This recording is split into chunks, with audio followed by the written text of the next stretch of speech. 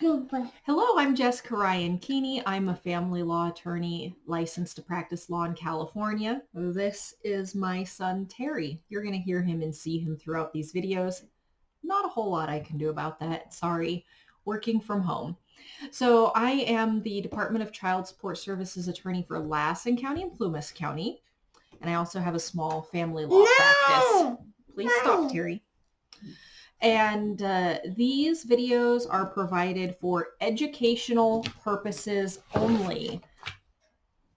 I cannot guarantee a particular outcome in your case. I am not your attorney. I cannot represent you. I will not represent you.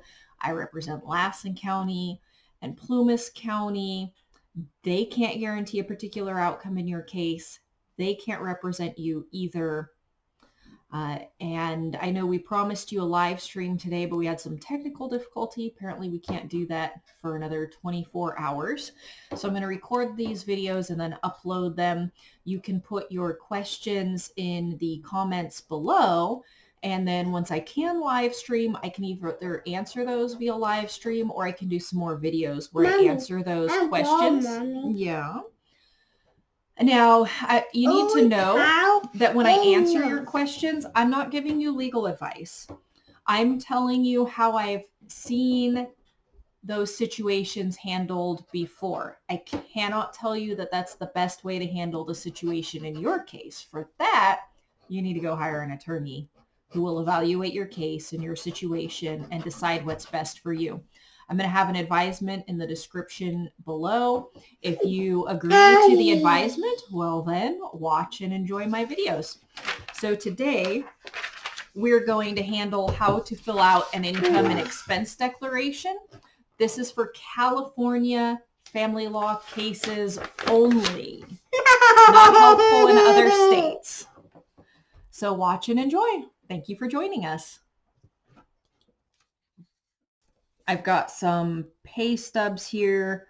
The information I put in here is not really my information. I just want to throw that out other than the name, but I need an example to work with. So this is what we got.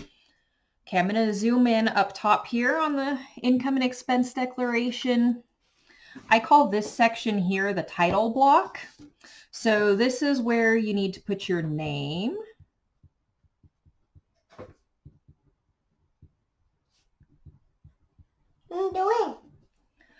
Okay, if you're an attorney like me, then you'd put your state bar number here, but I'm not going to put my state bar number there because that's not what I'm doing. Okay, and now I need my address, P.O. Box. By the way, I can't spell well, and I couldn't find my whiteout, so bear with me. Okay, and this isn't really my P.O. Box, but if this were my address, that's what I'd put, and then we put our city, and then we know that our state is California because we already discussed that this is a California case. Sorry that this keeps focusing in and out, in and out. Okay, now we put our phone number. I'm just going to put X's here as an example, but you're going to put your real phone number. Put your email address here. No fax number for me. You're going to put your zip code here. Okay, and I'm in pro per, which means I represent myself. Here, you're going to put your case number. So it might be an FS case number, it might be an FL case number. Your court might have a different numbering scheme, but we're going to put the case number here. You want to make sure you have the right case number, because if you have the wrong case number, your document will get misfiled, and misfiled documents are just as good as non-existent documents. So we need to put our court information here. I already told you that I work in Lassen County, so we'll say that this is for a Lassen County case. And then you may need to look up the street address for your court. Now, you need to act as though this document is going to be public record. It may not end up being public record, but any information that the public should not have, like your social security number, cannot be on this document, cannot be on your pay stub. You are responsible for redacting that. That being said, we need to provide a certain amount of information to the court, and this is being filled out for Department of Child Support Services, so we need to provide that to them.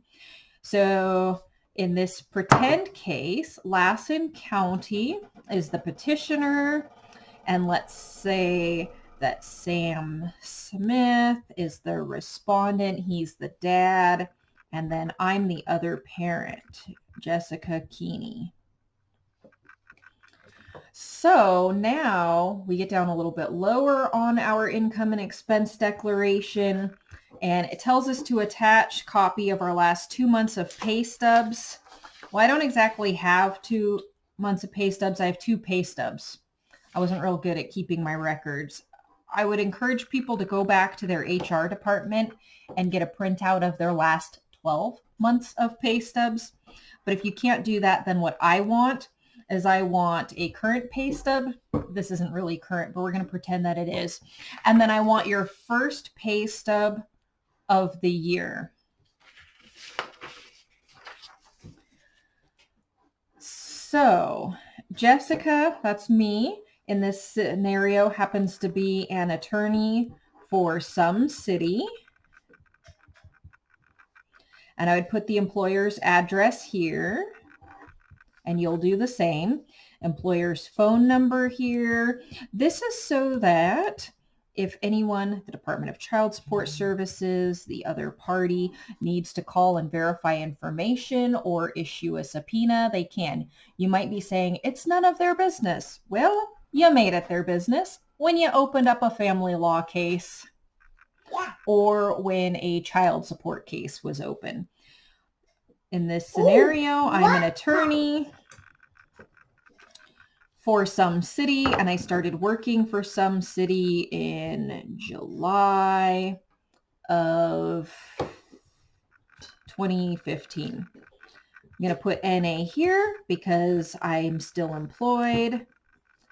And let's see, I can look at my pay stubs to see about how many hours a week I work. I'd be better off in this situation saying what I get paid hourly. And on my 2 pay stubs, I've got a pay stub where I work 13.6 hours and then another one where I work 17.9 hours. And I would typically take an average of that, or if I had 12 months worth of pay stubs, I'd take a 12-month average. Now, we need to put down what's actually happening. So it's entirely possible that you are working more or less hours than you are now.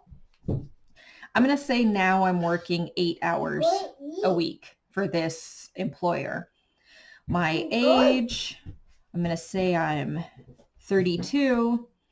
Yeah, I've definitely completed high school. You need to fill out the education information here. I've completed 4 years of college, and I got a bachelor's degree in economics and a couple of associate's degrees.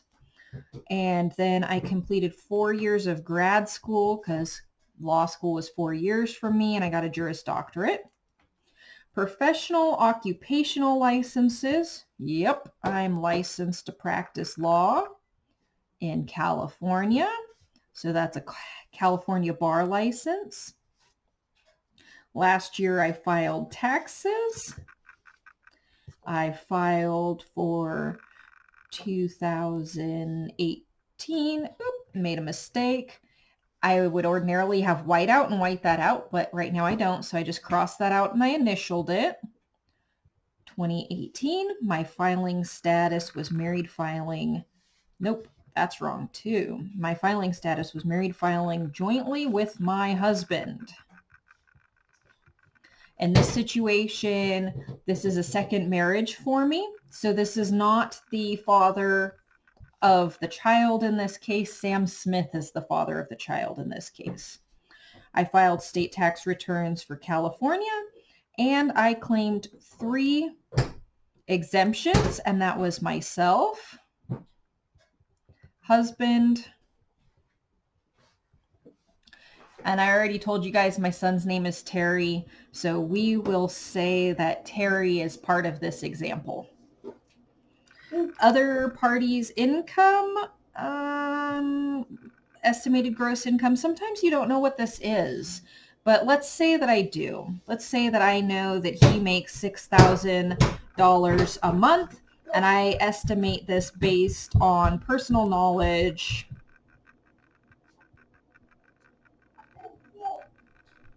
from when we were married.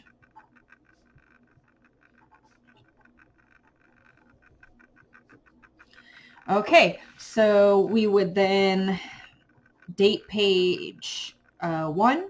You're going to want to sign this after you're all done filling it out. You are signing this under penalty of perjury. So make sure that the information you put here is true and accurate to the best of your knowledge. Perjury is a crime. And even if you don't get prosecuted for perjury, if you intentionally put anything wrong or deceptive in this document and the court or the other party find out, then it really hurts your credibility with the court. And your credibility with the court is of the utmost importance. You need the court to believe what you say. Okay. That is page 1 of the income and expense declaration. I'm going to do a separate video for page 2.